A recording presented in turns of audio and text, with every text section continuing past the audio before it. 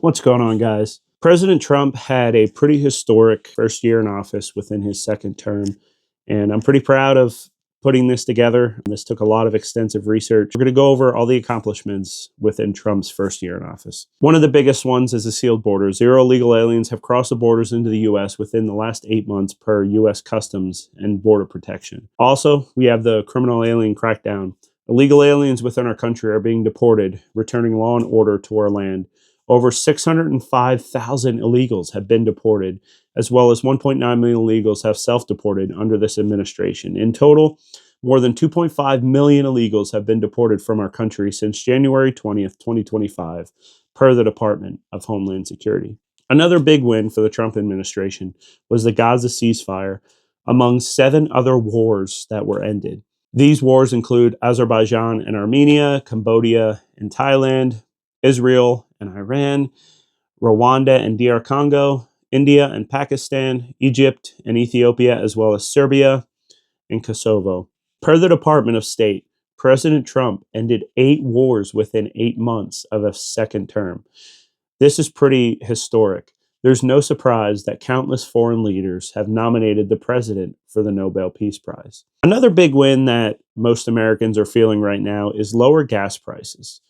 Under President Trump, gas is the lowest price it's been since early 2021. The current average across the country for a gallon of gas is $2.81. Compare that to just 3.5 years ago when the national average was $5.02 on June 14th, 2022, per AAA. Crime suppression within D.C. is another huge win. Per the Metropolitan Police Department in Washington, D.C., crime was down significantly in 2025 compared to the year prior. For example, homicides, they're down around 32%. Sexual abuse, that's down 29%. Assault with a dangerous weapon, 10%. Robbery is down 37%. Violent crime total is down 29%. Burglary is down 29%. Motor vehicle theft is down 23%. Theft from auto is down 20%. Other theft is down 10%. Property crime in total is down 16%. And all crime total is down 17%. And this crime suppression isn't just within Washington, D.C. We are seeing historic numbers for crime suppression across the U.S. while we have a president that has returned law and order to our country. Per ABC News, the United States ended 2025 with the largest one-year drop in homicides ever recorded, with a 20% drop compared to the year prior. Violent crime overall fell with significant decreases in robbery, aggravated assault, and carjacking. Property crime is continuing a downward trend from 2024 with substantial drops in motor vehicle theft, around 24 to 25%, and burglary. The one exception to all of this is domestic violence, with reports rising slightly in 2025 compared to 2024. Yet another big win for President Trump, as well as the American people, is stable unemployment and inflation. Per the Federal Reserve, in 2025, forecasters saw a trend of moderately stable, slightly rising unemployment around low to mid 4% range. 4.2% to 4.3% is the average. A big factor behind this was the president getting rid of a lot of government jobs due to fraud, abuse, or the validity of the position, alongside inflation hovering near the Federal Reserve's 2% target, with actual 2025 CPI around 2.7%, and expectations for 2026 to potentially see a slight tick up in unemployment and stable inflation, reflecting a cooling but steady labor market with persistent, though moderating, price pressures. Eliminating the bureaucracy, deep state, is another big thing for President Trump. In 2025, significant federal workforce reductions occurred, with estimates suggesting over 300,000 employees left the government by year-end, translating to roughly 12 to 13% of the 2.4 million civilian workforce, driven by firings, buyouts, and a hiring freeze, according to reports from the Partnership of Public Service and NPR. Per usafacts.org, military recruitment is in 2025 significantly improved compared to 2024, with all branches meeting or exceeding goals after a strong turnaround starting in late 2024, driven by increased pay, modernized strategies like AI prep courses, and a renewed patriotic focus, leading to historic enlistment numbers not seen in years, especially with the Army achieving goals months early and the National Guard seeing record success. 2025 saw a historic surge, with the Department of War reporting the highest recruiting percentage in over 15 years, building on the 12.5% jump seen in late 2024. The Army met its 2025 goal of 61,000 recruits, up from 55,000 in FY24. By June 2025, 4 months early, a major turnaround from previous years, notes Army.mil. The National Guard achieved its strongest performance in 30 years, exceeding its FY 2025 goals by September 2025. Of course, one of the giant things that President Trump did is the tax cuts. In addition to stopping a $1,700 tax increase, the average American family of four making less than $100,000 a year receives an additional $600 in tax cuts. Per the United States House Committee on Ways and Means, the one big beautiful bill that Trump signed into law on July 4th, 2025, will help working families making between $15,000 and $30,000 a year have their taxes cut by 21%, which is the largest of any income group. The top 1% is paying more in federal taxes now than they did before the Tax Cuts and Jobs Act, over 40% of all federal taxes. The top 10% of earners of federal taxes increased by 6.6% to what they paid before. It cut taxes for Americans earning under $50,000 by almost 15%. 66% of the tax cut benefits families making less than $500,000 a year. The tax cuts and economic growth increased take-home pay for a family of four by $10,900. It preserved and boosted the standard deduction by up to $1,500 for working families, providing relief to 91% of American taxpayers.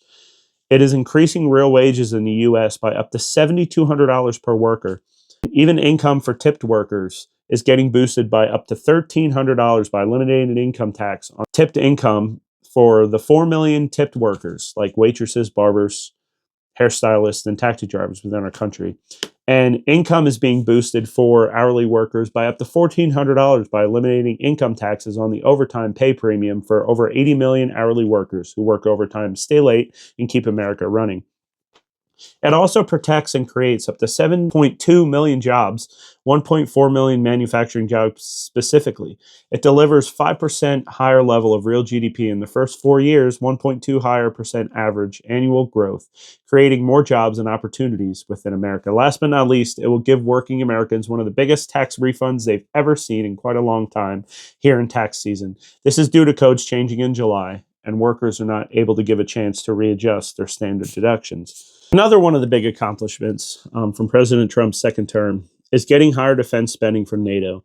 Per a NATO press release, NATO defense spending is increasing significantly, with members now collectively spending around 2.71% of GDP, and 23 of 32 allies meeting the 2% guideline in 2025, up from a few in 2021, spurred by Russia's invasion of Ukraine.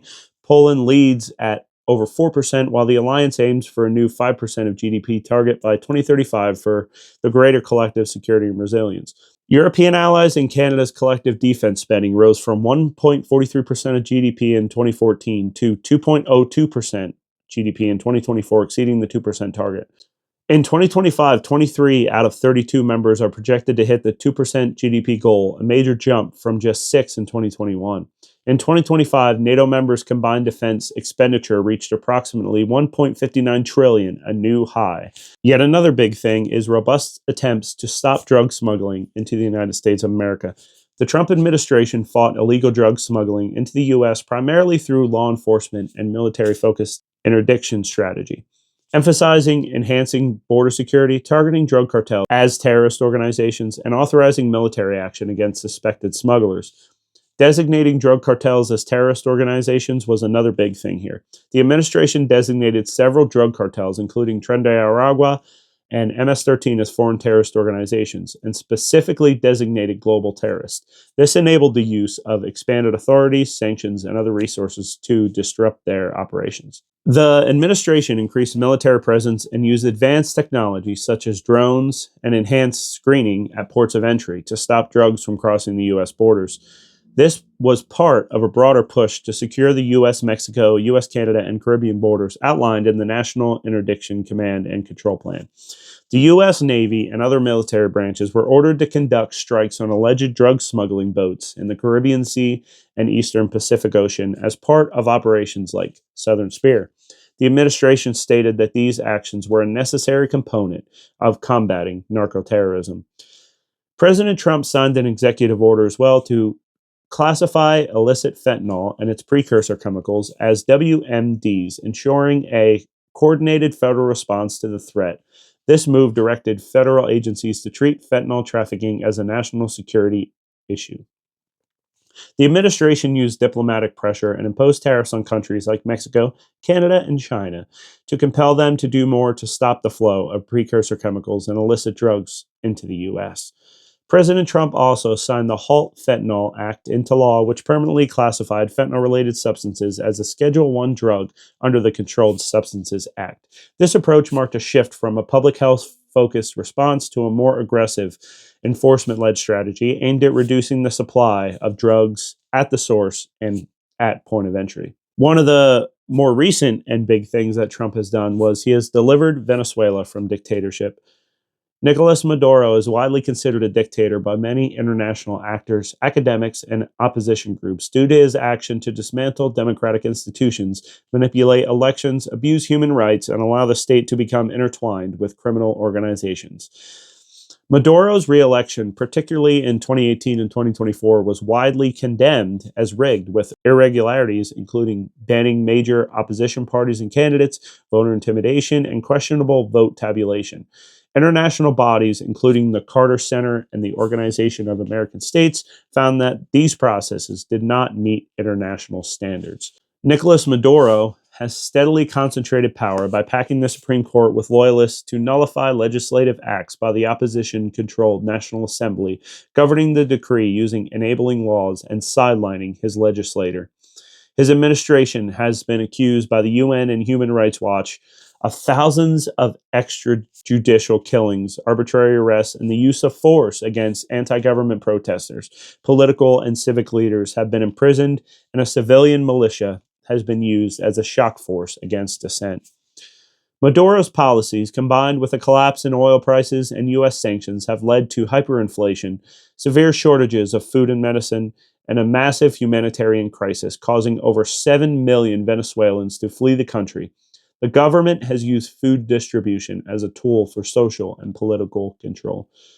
The U.S. Justice Department indicted Maduro on charges of narco-terrorism, accusing him of leading the Cartel of the Suns, a network of high-ranking officials involved in drug trafficking and organized crime. The fusion of state power with criminal enterprise has further eroded the rule of law. And now, within January 2026, President Trump ordered a large-scale military strike and special forces operation in Caracas that led to the capture and extradition of Venezuelan leader Nicolas Maduro. On Saturday, January 3rd, 2026, U.S. forces captured Nicolas Maduro and his wife, Celia Flores, in Caracas. Maduro was flown to New York to face federal charges relating to narco-terrorism and drug trafficking. Operation Absolute Resolve. This military operation, described by officials as a flawless removal, was justified as a measure to combat narco-terrorism and secure American interests within the hemisphere. Trump pledged to recruit American energy companies to rebuild Venezuela's oil infrastructure, framing the move as a way to benefit both the Venezuelan people and American interests alike. The U.S. has demanded the new interim leadership halt illegal drug shipments, accept the return of deported Venezuelans, and open the oil industry to U.S. companies, and distance the country from Russia, China, Iran, and Cuba. With all this being said, there is some things that are still unresolved, which are currently in process through the Trump administration. The Ukraine and Russia conflict. Though President Trump has been working absolutely nonstop to try and end this conflict, both leaders are showing opposition. While I do have faith that the president can solve this conflict before the end of his second term, I feel like it will still be an incredible challenge to be able to meet this feat. The national debt. It increased by 2.23 trillion since last year. Spending within our federal government is out of control. While the debt did not increase from 2025 to 2026 as much as it did from 2024 to 2025, likely due to the massive spending cuts implemented by the Trump administration, is a good thing. We still need to tackle this. Thankfully, the United States has received over $200 billion in tariff revenue, and a good portion of the revenue is expected to be used to lower the national debt. Tariff revenue always has and always will be a huge boost to our economy and funding of the federal government. The next thing is the Chicago murder rate. Due to constant barrage of harassment, misinformation, and attacks coming from the Chicago government, the Trump administration hasn't been able to do what they wanted to do within the city. Stats prove that the president's crackdown has caused the biggest drop in crime in our nation's history. Unfortunately, Chicago's murder rate still remains high. Due to the president's actions, though, Chicago's murder rate this year is still the lowest it's been in 60 years per ABC, with homicides down a whopping 30% in 2025.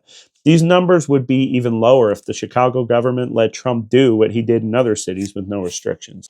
Another thing is high beef prices. Now, this is something that has been brought up a lot. Once eggs were lowered, people are like, what about the beef prices? President Trump is aware that beef prices are historically high right now. It's due to small cattle herd coupled with strong consumer demand.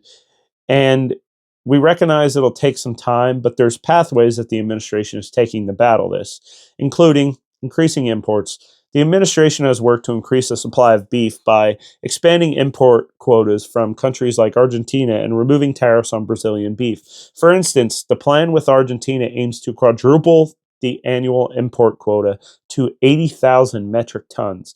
Investigating the meatpacking industry, President Trump ordered the Department of Justice and the Federal Trade Commission to form task forces to investigate foreign-owned meatpacking companies for potential price fixing and anti-competitive practices, which President Trump argues are driving up consumer costs. President Trump is supporting domestic ranchers as well. The U.S. Department of Agriculture has rolled out initiatives intended to support American ranchers in the long term, such as expanding grazing access on public lands, which could help rebuild the national cattle herd, currently at its smallest size in decades due to drought and high feed costs. A White House spokesperson stated the administration is taking a whole of government approach that includes slashing regulations on the industry. These policies have generated mixed reactions, with some economists and rancher groups expressing skepticism that the import plans will significantly lower grocery store prices in the short term, while potentially harming the U.S. cattle producers. Prices for ground beef remain near record highs, unfortunately. One other thing that is currently being worked on is high insurance rates. Due to Democrats setting the current insurance subsidies for the Affordable Care Act to expire on December 31st, 2025, insurance rates are set to skyrocket with this expiring for some Americans. President Trump and Republicans have been promising a new health care plan to reduce the failed ACA. While he has set out the roadmap for the plan, it has not been fully enacted just yet. Although a full plan has not been implemented, the administration has done a ton to lower healthcare costs for Americans during this time, including putting pressure on insurers. President Trump has stated he will meet with health insurance executives to directly pressure them into lowering prices, arguing they're making so much money and they have to make less, a lot less. Direct payments to individuals is another big thing that was mentioned. A central, though not yet fully detailed proposal involves giving the federal money currently used for the ACA premium tax credits directly to Americans. The idea is that this would empower individuals to purchase a plan that best fits their needs, fostering competition that would drive down costs, but critics suggest this could lead to many to forego comprehensive coverage and face high out-of-pocket costs if they get sick. The expansion of health savings accounts was another one. The administration has expanded the type of high-deductible health plans that can be paired with HSAs, including all bronze and catastrophic plans starting in 2026. HSA funds are tax-advantaged and can be used to pay for qualified medical expenses, which proponents argue helps individuals lower their overall healthcare costs. Another one that President Trump is currently working through, as well as his administration, is increasing price transparency. New rules from the Centers for Medicare and Medicaid Services aim to increase price transparency by requiring health plans and insurers to publicly disclose more comprehensive pricing data. The administration argues that this will allow patients to shop for care based on price before receiving it, a move intended to stimulate competition among providers and insurers and reduce overall costs across the board. Allowing sales across state lines is a long-standing proposal which involves allowing health insurance plans to be sold across state lines, which would increase competition by allowing insurers to operate under a wider range of state regulations. The administration has pursued most favorable nation policies to lower prescription drug costs by negotiating prices within pharmaceutical companies based on the lower rates paid by other wealthy nations. By expanding the hardship exemption as well for catastrophic plans, President Trump's policies aim to offer more lower premium options to consumers who do not qualify for premium tax credits. It is important to note that the recent expiration of the ACA's enhanced premium tax credits, a result of legislation that was passed by the Democrats, is projected to cause significant premium increases for millions of Americans who rely on those subsidies for the 2026 plan year. What a completely historic, victory filled first year of the second term for President Trump and his administration. While there are still some things to work on for sure, our country is headed in the right direction at light speed. Our country is respected again. Prices are low. We're safe. There's joy all around, and the golden age of America is officially here. As we enter into 2026 here, the second year of President Trump's second term, and more importantly, the 250th anniversary of our country, let's look to the future with extreme optimism as our best days are still ahead. Thank you very much.